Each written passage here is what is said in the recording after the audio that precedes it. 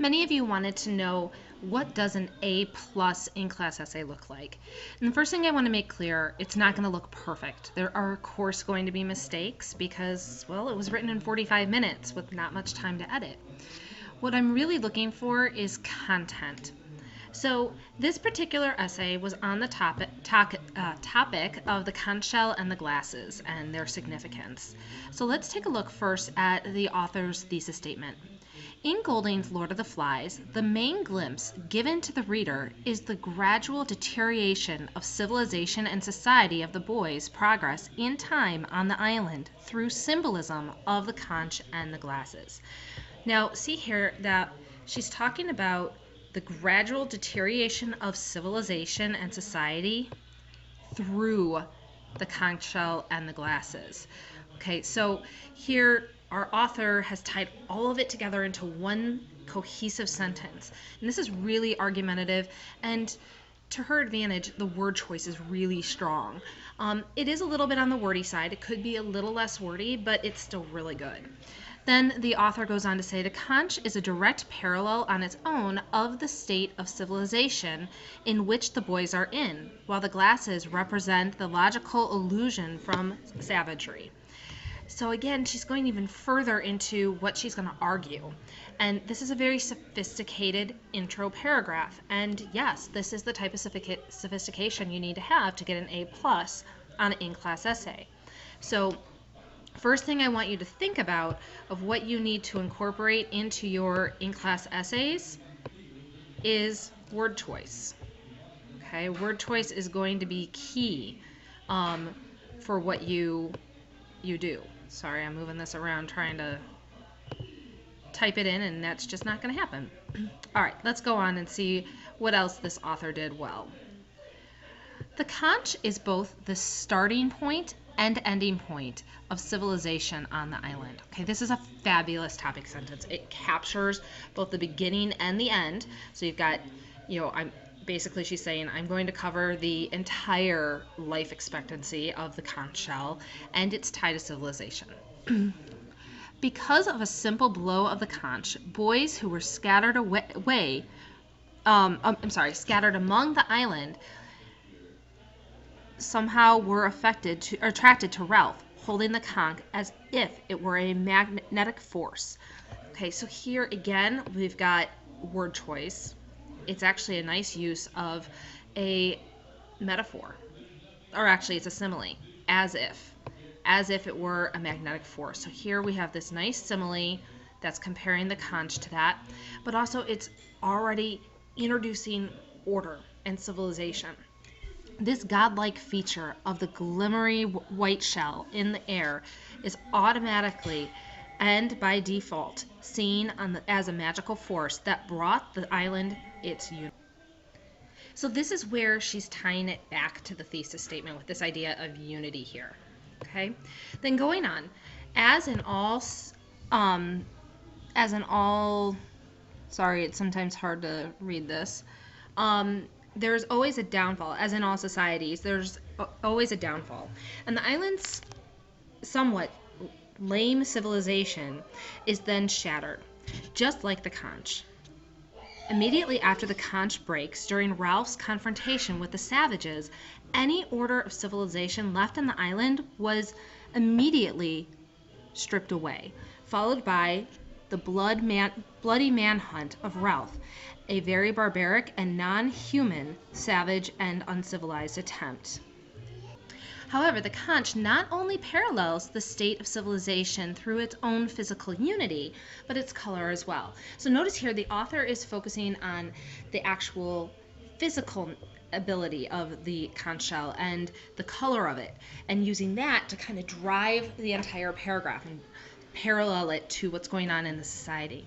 At the beginning of the book, because the conch is spotted along the shore as a twinkling white, given that we already know the civilization's demise, it is inconceivable that the conch is in its purest state. Its boys, untouched, and is a partial birth of civilization. As time passes by on the island, the conch slowly loses slowly fades to a murky pink color, eventually a sooted brown, and then completely shatters. Similarly, the society starts to become exhausted, lose motivation, until all hope is completely abandoned. Loss and any push to remain civilized, which was 100% when the shell was once white, is completely demolished, and like the shell, all havoc and savagery break loose as the brown, crumbled and powdered pieces of society shift through Piggy's hands as Ralph watches in agony. So here, again, we're really looking at word choice and phrasing. The author's using magic threes, has similes and metaphors, really is picking up on adjectives to make this piece come alive while making this argument that when the shell totally falls to pieces, so does the society. Let's go on to the next paragraph. First thing I want to point out in this paragraph is the fact that the author uses a transition word. Many of you did not use transition words between paragraphs, and that's really important to create that cohesiveness. So here we go. The glasses also correlate in terms of civilization because in actuality they are the only remnant of a previously functional society. It is only expected that they spark once on the island. The glasses are used to spark fire on the island as the effective purpose of that fire is to signal anyone of the existing civilization to help with the non-existent one, as if lighting a match with an ignited one. Because there is disagreement and disruption about the fire, the glasses then crack, displaying the eventual cracks to follow in what seemed like a stable society. This disagreement and dysfunction of the island is represented in the literal sense of the glasses cracking, adding the call for whole civilization to be a few steps further. So notice here how the author is using the word crack as a metaphor, and then also in its literal sense to talk about the glasses cracking and paralleling it to the fact that the society is cracking too. This is Paige, by the way, those of you who are wondering what the little squirmy thing on my lap is. Going on. Once the glasses are stolen, during the conquest to retrieve them again, Ralph repeatedly says that whatever happens, they will not unleash savagery. Here's what I found on the web. So right away, the author's tying back to savagery, saying that the glasses being broken has led to savagery. We will not do that. But after the confrontation that ends up as not the case, and unfortunately, missing glasses also lead to missing civilization.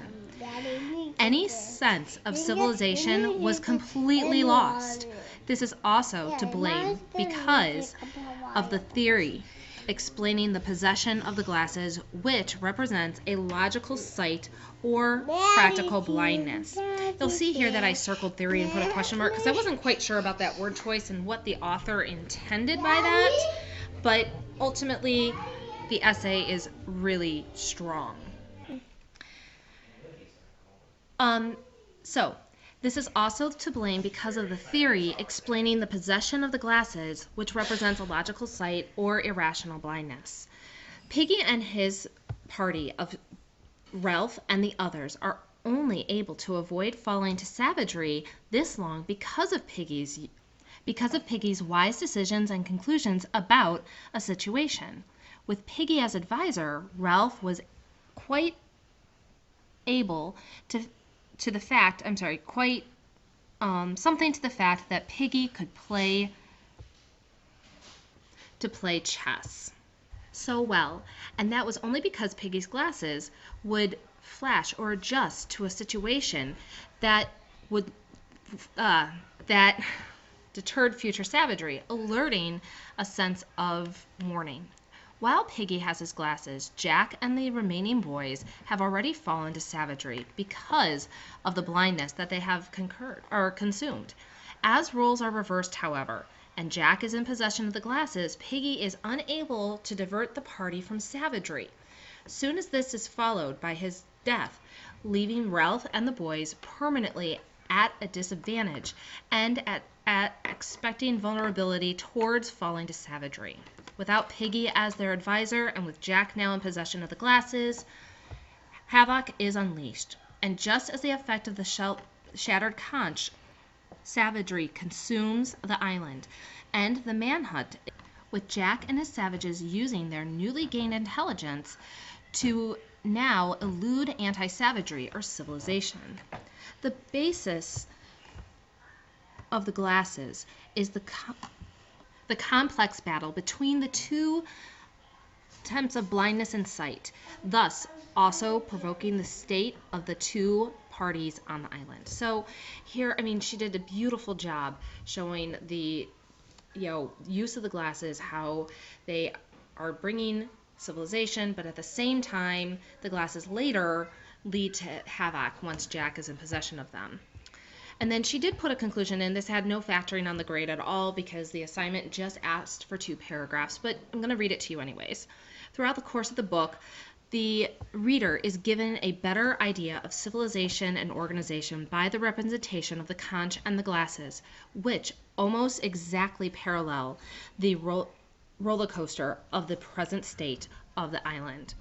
So again, this is a beautifully written essay, not just because of the content in it and the examples that she has, but also because of the language that she uses throughout it.